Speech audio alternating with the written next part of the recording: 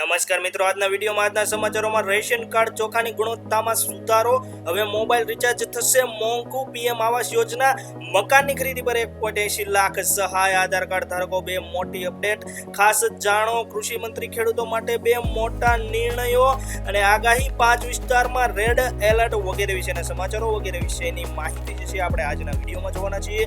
Video છેલ્લે સુધી જુઓ અને જો તમે અમારી આ ચેનલ પર નવા હોય તો ચેનલને જરૂરથી સબસ્ક્રાઇબ કરી નાખો. તો આજના સમાચારોમાં મિત્રો સૌપ્રથમ વાત કરીએ રેશન કાર્ડને લઈને એક મોટી અપડેટ આવી ચૂકી છે.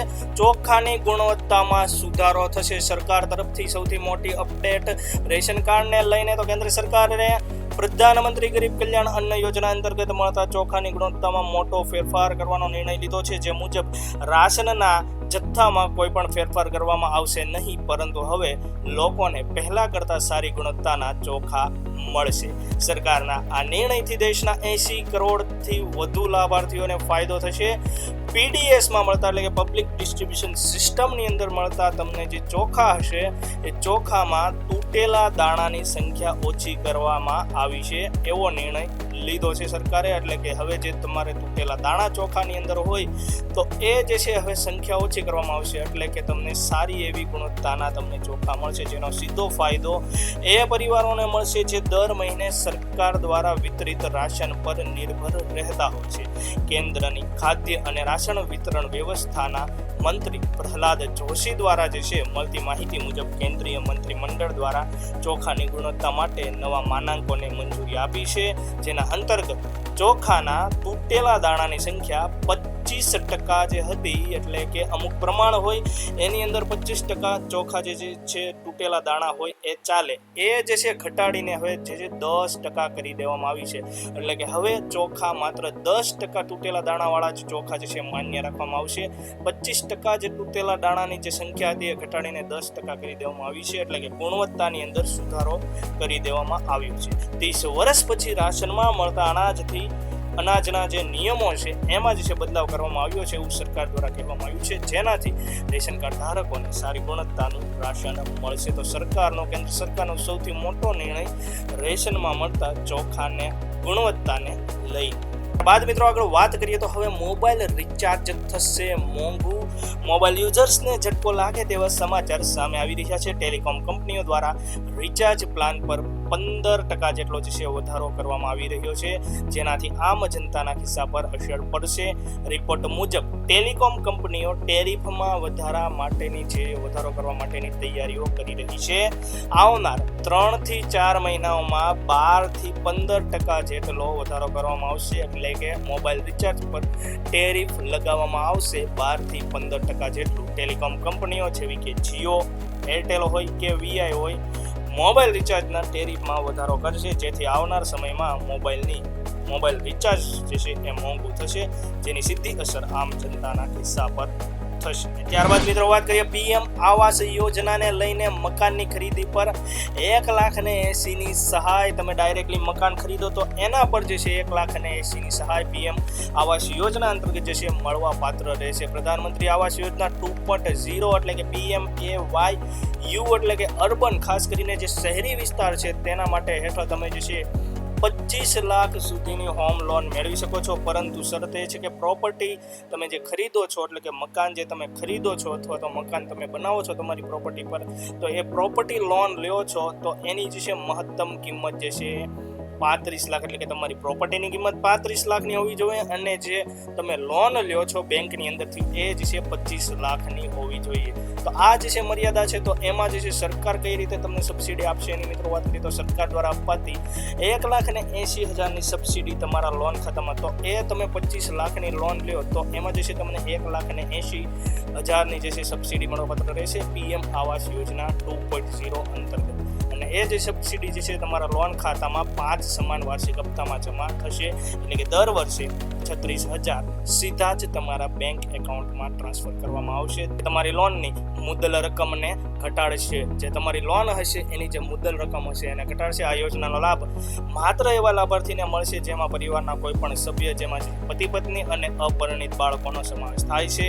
એના નામે જે છે દેશમાં કાંઈ પણ બીજું કોઈ પણ જે છે કાયમી એટલે કે પાકું ઘર ના હોવું જોઈએ તો એવા લોકોને લાભ મળશે. આ ઉપરાંત પરિવારે આ પહેલા કેન્દ્ર કે રાજ્ય સરકારની કોઈ પણ અન્ય આવાસ યોજનાનો લાભ ન લીધેલો હોય, યોજનાનો લાભ ડાયરેક્ટ જે છે બેંક ખાતામાં પ્રોપર્ટી લોન મારફત મળવાપાત્ર રહેશે. એટલે કે તમારે યોજનાનો લાભ લેવો હોય તો ડાયરેક્ટ તમારે બેંકમાંથી લોન લેવાની રહેશે અને એ લોન લેવા જાઓ ત્યારે પીએમ આવાસ યોજનાનું ફોર્મ તમારે ભરી દેવાનું રહેશે, જેમાં તમારે PMAY એટલે કે પ્રધાનમંત્રી આવાસ યોજના 2.0નું ફોર્મ ભરી દેવાનું રહેશે. ત્યારબાદ એની પાત્રતાને ધ્યાનમાં રાખવામાં આવશે. ખાસ ડાયરેક્ટલી તમને જે છે આ યોજના અંતર્ગત સબસિડી નહીં મળી જાય, તમે આ યોજનાની અંતર્ગત પાત્ર હશો તો જ જે છે એ સબસિડી મળશે, તો જ પ્રધાનમંત્રી આવાસ યોજનાની અંદર તમે કેટેગરીની અંદર આવતા હોય, બરોબર છે, એની જે પાત્રતા છે એમાં તમે આવતા હોય તો જ તમને આ લાભ મળવા પાત્ર રહેશે.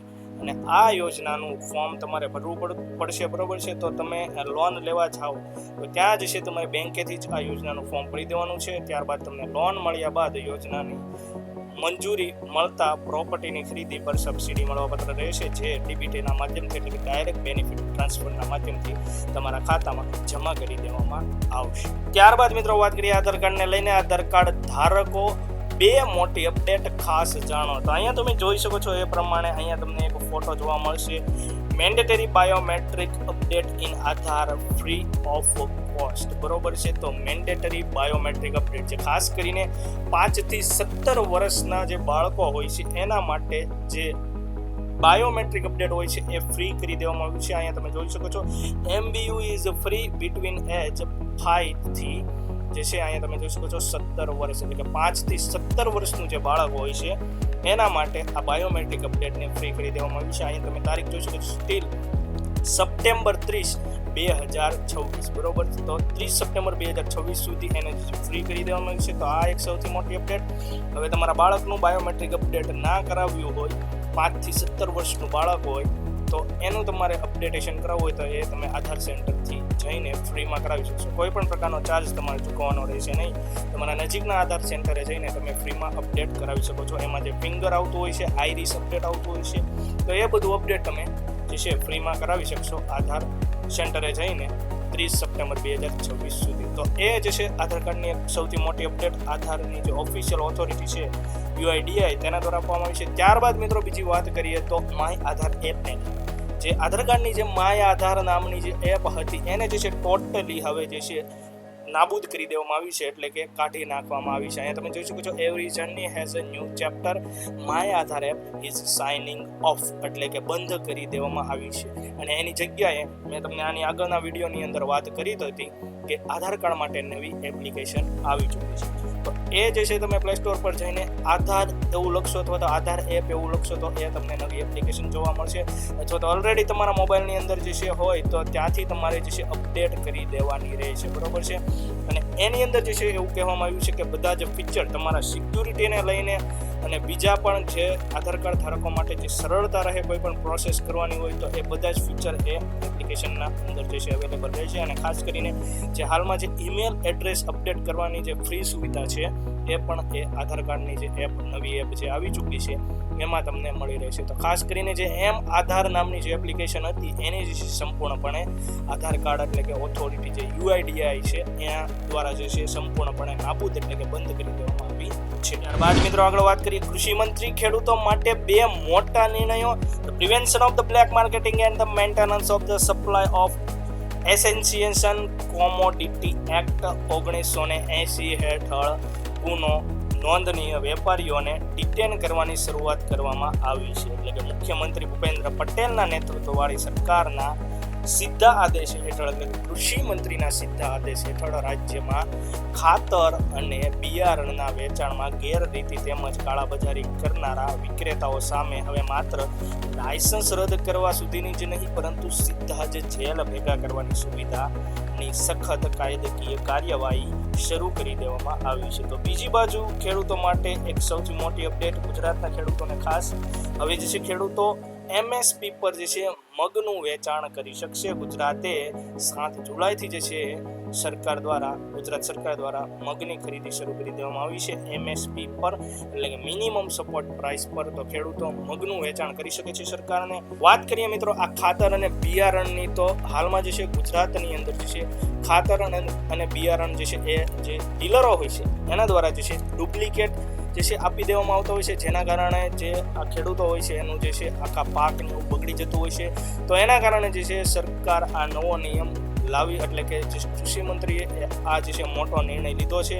હવે એ કોઈ પણ જે છે ડીલરો હશે, જે વિક્રેતાઓ હશે, એને છોડવામાં આવશે નહીં. તો મોટો નિર્ણય ખેડૂતો માટે કૃષિ મંત્રી દ્વારા. અને ત્યારબાદ મિત્રો આગળ વાત કરીએ વરસાદને લઈને આગાહી. 5 વિસ્તારોમાં રેડ એલર્ટ. હવામાન વિભાગ દ્વારા આજે જાહેર કરાયેલી તાકીદની આકસ્મિક ચેતવણી અનુસાર સક્રિય થયેલી મજબૂત ચોમાસાની સિસ્ટમના કારણે આગામી 3 કલાક સમગ્ર ગુજરાત સહિત દક્ષિણ ગુજરાત અને સંઘ પ્રદેશોમાં વાવાઝોડા અને વીજળીના કડાકા સાથે અતિ ભારે વરસાદ ખાબકવાની પ્રબળ શક્યતા છે. વહીવટી તંત્ર દ્વારા તમામ સ્થાનિક ડિઝાસ્ટર મેનેજમેન્ટ ટીમોને સક્રિય કરીને નાગરિકોને બિનજરૂરી બહાર ન નીકળવાની કડક જે છે એડવાઇઝરી આપીને હાઈ એલર્ટ જાહેર કરવામાં આવ્યું છે.